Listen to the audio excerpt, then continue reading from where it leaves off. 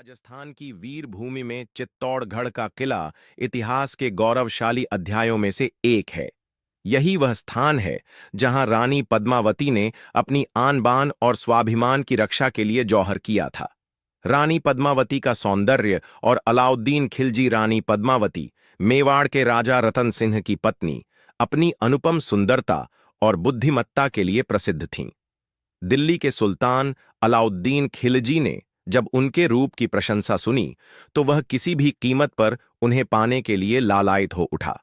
चालाक खिलजी ने चित्तौड़गढ़ पर आक्रमण करने का बहाना ढूंढा और राजा रतन सिंह को छल से बंदी बना लिया।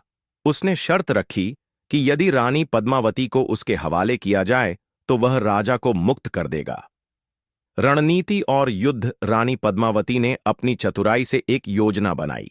एक धोखे की रणनीति के तहत मेवाड़ी सैनिक पालकियों में छिपकर किले से बाहर निकले और राजा को सुरक्षित वापस ले आए। लेकिन इससे क्रोधित होकर अलाउद्दीन खिलजी ने विशाल सेना के साथ चित्तौड़गढ़ पर आक्रमण कर दिया। जौहर का निर्णय जब राजा रतन सिंह और उनके वीर सैनिक युद्ध में वीर गति को प्राप्त हुए, तब रानी पद्मावती ने अपनी स्त्रियों के साथ जौहर करने का कठोर निर्णय लिया। उन्होंने अन्य राजपूत स्त्रियों के साथ मिलकर चित्तौड़गढ़ के किले में एक विशाल अग्निकुंड जलाया। अग्नि की लपट्टों में अमर बलिदान, हजारों राजपूत नारियों ने अपने स्वाभिमान की रक्षा के लिए एक दूसरे का हाथ पकड़कर जलती हुई अग्नि में कूदकर बलिदान दे दिया।